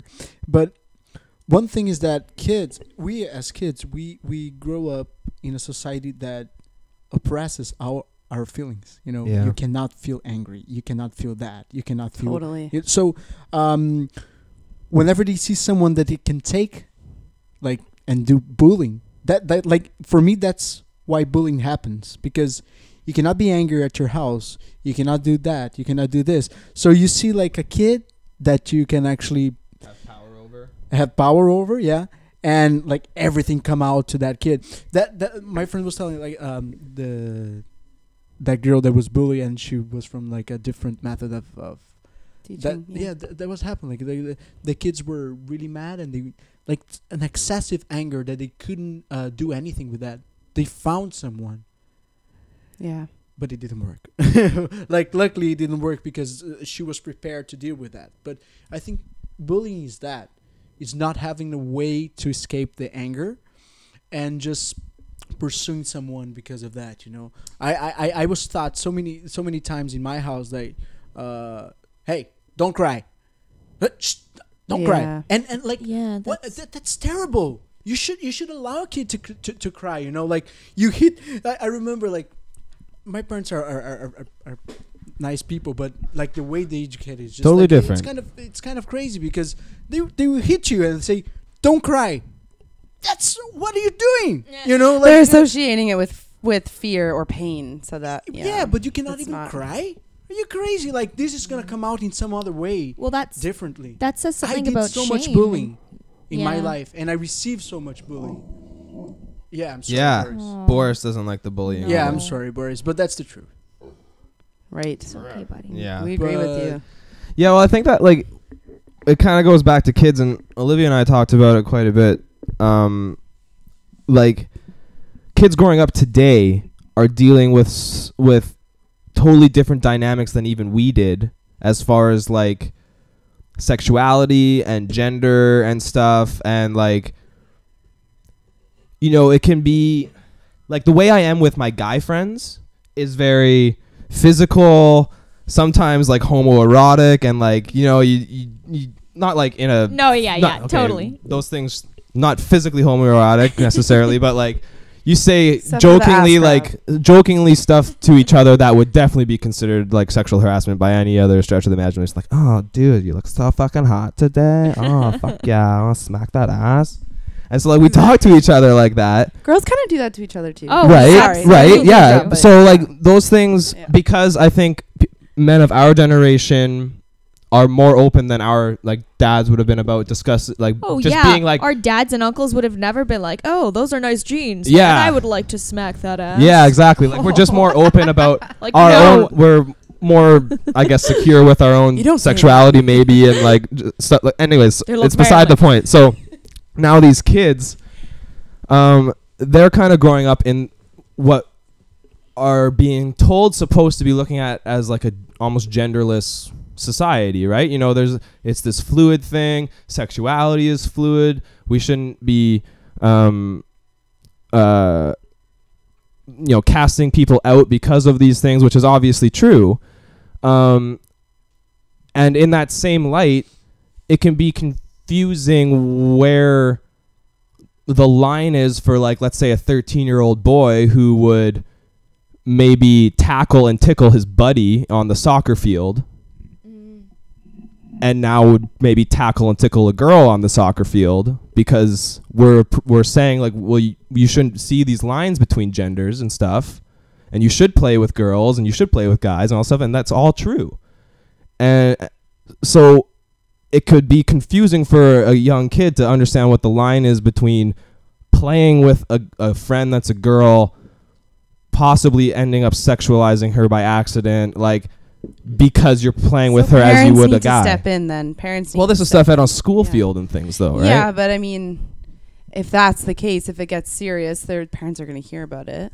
Well, maybe not necessarily if the girl doesn't, like, it goes back to what JWoww was saying about, you know, the transgendered teacher, and how everybody was like, all the parents were upset about it, but the kids weren't. Like, maybe the girl is like, well, he's just tickling me, but now both kids have, you know, the adult society coming down on them, being like, no, you shouldn't tickle her, that's sexual harassment, and you shouldn't accept it because it's sexual harassment, which, you know, it could be or could not be. I Like, think these are I think the answer lies in just, again, like, redirecting and educating and, like, making them understand, like, why, like, if like, let's say this is in this scenario, like, the girl didn't really see anything wrong with it and the guy and girl are friends or whatever, like, just educating, like, hey, you, like, just so you know, you cannot, like, do that, la la la, like, just educating without instilling too much of that, like, accusatory blame. Yeah, like you're shaming them for suspended and you're suspended and you can't be friends anymore and you're a rapist. That's and a Yeah. that's a big Like- thing in the Montessori method Okay. too, is explaining everything. And it gets tricky because you have to explain it in terms that a child would understand, but it makes a huge difference. Like, I've seen it from my own eyes, how much of a difference. And they actually they even have, they set up what's called a peace table. And from a really early age, they'll have the children sit across from each other and try and talk it out and tell each other how they're feeling. And also another point on that is, you just can't generalize. Like, there's no general answer for that, because, again, it's on an individual basis. Like, every situation is different. They could have been friends. They could have been, like, you know, he could just be a kid that kind of teases her all the time, and they could see it totally different, like, in different lights. So you have to take it each situation at a time, and the answer is still the parents need to be there to explain that, because whether or not they're seeing it at school, they should be learning about it at home. But And that's in the thing. Yeah, but like, you can't control what kids see at home. So like, shouldn't it be more, as a society, shouldn't we be putting into our education systems more, not power in the hands of the teachers, but just like respect for the teacher-student relationship, as far as like, you're their parent and you're going to teach them their sensibilities, but there are like moral standards of our society I mean, that that's- we need to instill in this kid. that's That is an age old problem, because there's always going to be people that, like, are not fit to be parents, Yeah. Yeah. or that are going to be teaching their kids, or have different values that are not in line with today's society Also- and progress. Like, there could be teachers that aren't fit to be Totally. teachers. Exactly, Exactly. Yeah, so I mean, it's tough. I mean, it It's comes when you down think to about it that like, way, there's not yeah, really- the idea of like, well, your manager saying, hey, if you ever see any sexual harassment or assault or whatever, you know, let me know about it, and we'll tell that person to leave right away. But if that manager is also committing sexual harassment or assault on you, but what do you do? Not only the manager, but like the soccer coach. Yeah, whatever. Everyone should take a part on that, because I think it's almost as bad as committing the harassment. It's allowing it to happen. Oh, it's definitely within the same realm of possibility, or same realm of. So a coach see that, don't say hard. anything. He's what is the word? Connivant. Complicit. To the situation. Mm-hmm. The manager sees that, and he doesn't say a word. He's just doing the same thing, like he actually, his action is just like saying, yeah, it's okay. It's hard because you really can't control your environment. I think all we can do is maximize this sounds really heady and culty, but maximize your positive interactions that you put out into the world. Like, you're not going to change everybody's minds, but just maximize the amount of times you can be a decent person and educate somebody else. Like, maximize the amount of times that you stop something from happening. Like, you can't fix everything, but just like, that's, if we all just try to do like a little something, it really does. It'll help to change the social climate a lot, and that'll, like, that's true. Simplifying it. But I mean, I think at this point it needs to be, the solutions need to be simplified a little bit, because it can seem like a huge overwhelming problem, and people just give up, or they get discouraged, or they don't want to have these conversations because they think, well, it's hopeless. And I was gonna say too, like,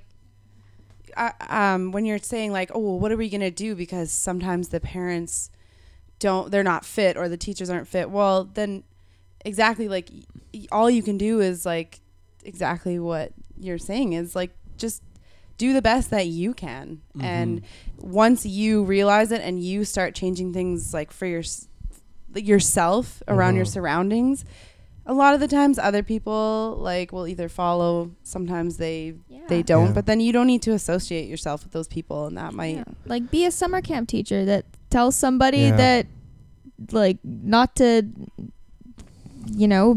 be an asshole towards this demographic of people. Make a film outlining how like Putin is repressing homosexuality. Like, just do something. Yeah, I think that might be a point where the simplest answer is the most elegant answer, and it's that just be kind to everybody on your daily basis and do what you can to be better and to make everything better. And if everybody did that, then we'd all be good, and that's probably a good spot to.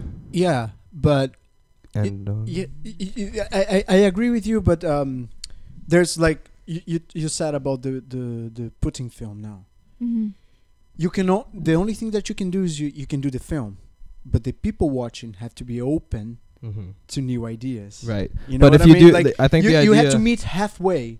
People have to be open to change their minds, and you have to be willing to do a work that could possibly change people's mind if they were open. Right, but you can't control other people's openness. So you're, as a person, you can't worry about whether or not your whole audience in the theater is going to absorb your message. You have to be absorbed in the idea, like, if only one person in my audience gets the message, if you only then touch it's worth one, it. It's true. These other people can.